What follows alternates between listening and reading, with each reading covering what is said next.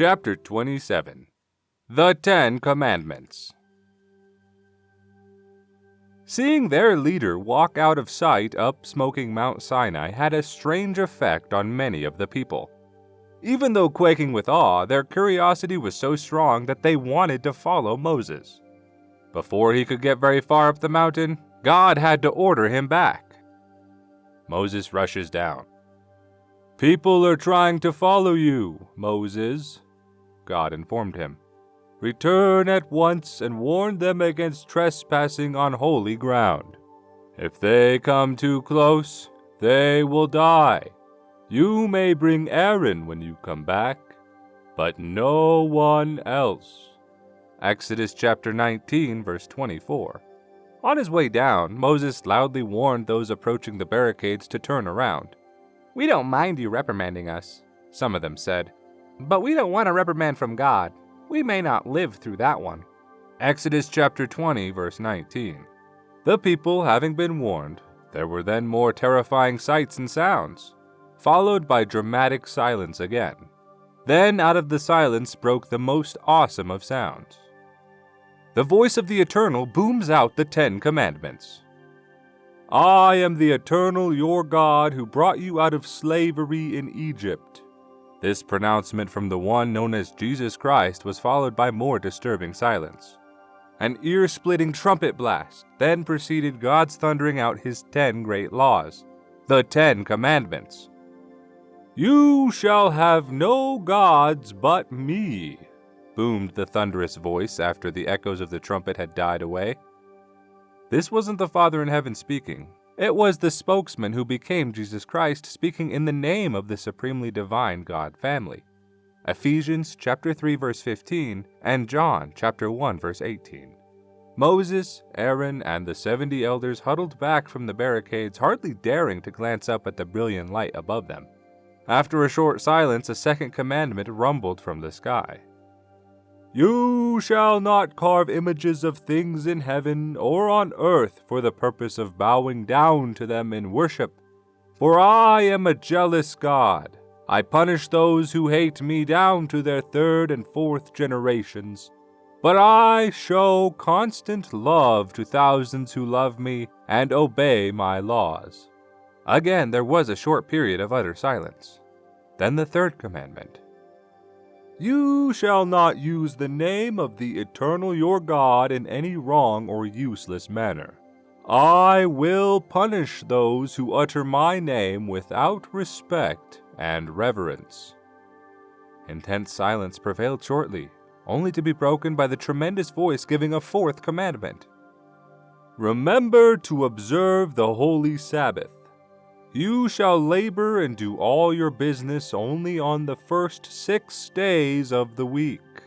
The 7th is a holy day in honor to your God, and on that day you shall do no servile work, neither shall any of your family, your servants, your animals, nor any person living with you. Your God rebuilt the earth in 6 days and rested himself on the 7th. Therefore, he made the 7th day holy time." The next silence was longer than the others because it was the division between the 4 commandments that have to do with man's duty to his Creator and the 6 that show his duty towards his fellow man. All 10 add up to perfect love for God and man. The last 6 were separated by short spans of silence. "Give special respect to your parents, that you may live long in the land your God gives you as a gift. You shall not murder. You shall not commit adultery. You shall not steal. You shall not lie about anyone. You shall not desire to wrongfully own the home of another person. You shall not covet his wife, servants, or any of his possessions." Exodus chapter 20, verses 1 through 17. The trumpet sounded again, signaling the conclusion to the uttering of the 10 Commandments. These were and are the vital laws through which an all-wise and all-loving God reveals to mankind the way to find happiness, good health, protection, and prosperity. The 10 Commandments, in force from the beginning? The 10 holy laws had been in effect long before Moses. Adam and Eve knew about them and bitterly regretted breaking several. Men of ancient times, including Abraham, were aware of and obeyed them. Genesis chapter 26, verse 5. Down through the centuries, pagan ways have become so mixed in with God's laws that God chose this time at Mount Sinai to distinctly set forth His rules for living in a clear way to His people. His laws were meant for all human beings. Obedience to them results in the best of everything. If all people kept the commandments, there would be no war, no poverty, no sickness, no misery, no jails, asylums, or unhappiness. Down through time, most people have chosen not to follow God's laws. They have foolishly believed man's ways are easier and better. However, man isn't capable of successfully leading a long and happy life without obeying God's spiritual and physical laws. Millions of people have never so much as heard of God, mostly because their ancestors chose to ignore their Creator. The result has been 6,000 years of suffering, poverty, and unhappiness for a lot of people. Today, the opportunities to find out about God are greater in some nations than they were in the past, though pagan beliefs are again increasingly mixed with so-called Christianity. One of the most harmful, taught even by respected church leaders today, is that keeping the 10 Commandments isn't necessary. The Bible clearly states that false shepherds will spring up to try to hide the truth. Acts chapter 20, verse 29 and 30, and 2 Peter chapter 2, verse 1. Moses returns atop Sinai. When finally Moses and Aaron got up from where they had been kneeling, the strong light above them had dimmed and the guiding cloud still obscured the mountain's peak.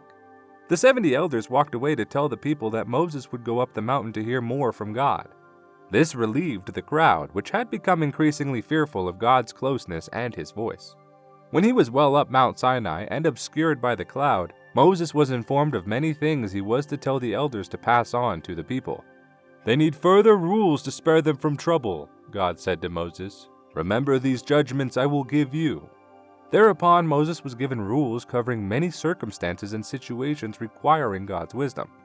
They included how to deal with murderers, thieves, sorcerers, and the disorderly, how to settle various charges and claims, how to observe God's yearly Sabbaths, and even how to handle vicious animals.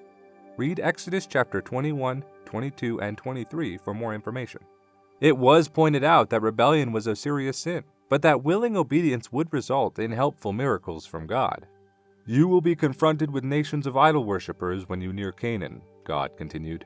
"I shall weaken their armies with swarms of hornets so that you will take the land bounded by the Red Sea, the Mediterranean Sea, the deserts of Arabia, and the Euphrates River. I shall free you from sickness and disease. I will cause your women to bear many children and let your flocks and herds multiply greatly. I will not allow other peoples to remain in your land, lest you mingle with them and serve their gods." Exodus chapter 23, verses 28 through 33. Moses returned to the valley to tell the elders what he had been told. The elders passed the information on to the people, who readily agreed to abide by it. Moses recorded the rules and conditions of this agreement between the Israelites and their Creator. The making of the covenant at Sinai. Next morning, Moses directed the building of an altar on the slope of Mount Sinai. Around it were placed 12 large stones to represent the 12 tribes of Israel. Young men prepared animals for peace offerings placed on wood on the altar. Moses took half of the blood from the animals and sprinkled it over the wood fuel.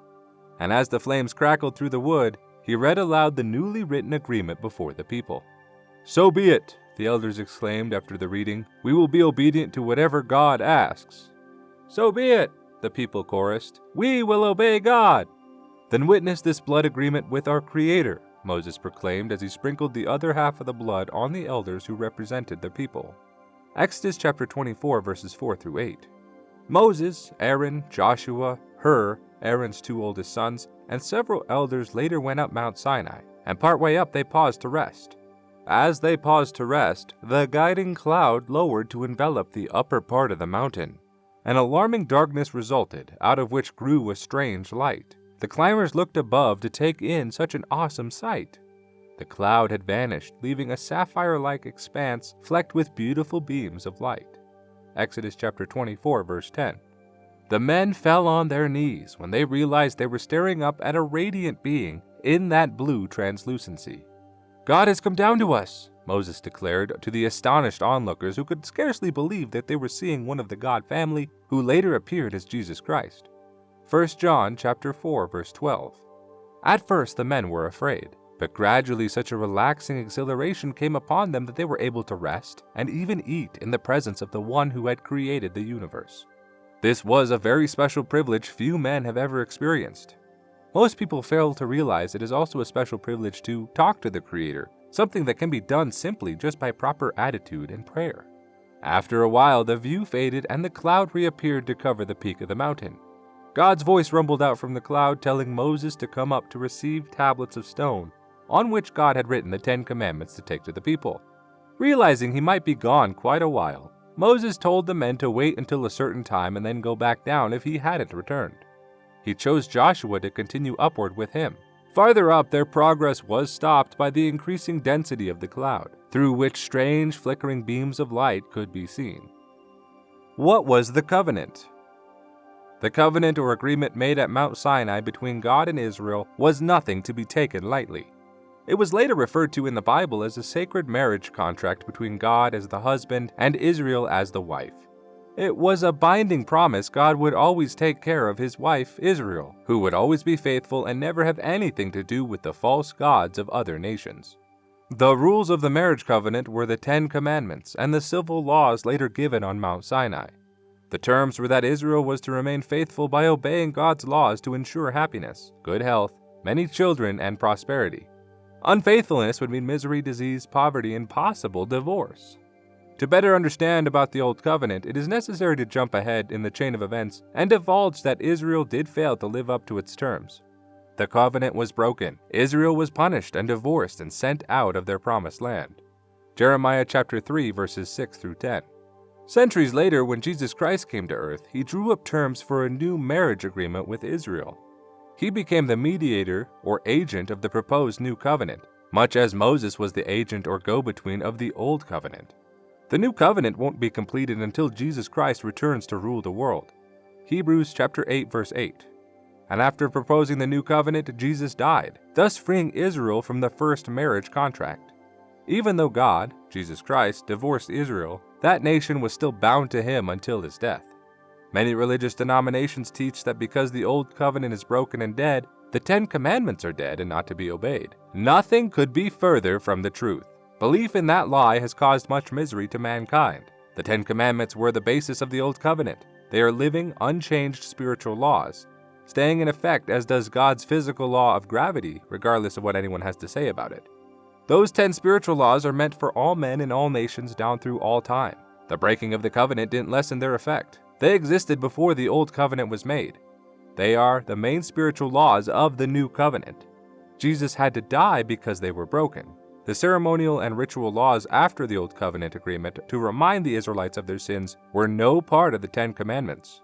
Jeremiah chapter 7 verse 22 and Galatians chapter 3 verse 19. For 6 days Moses and Joshua waited in the heavy vapor.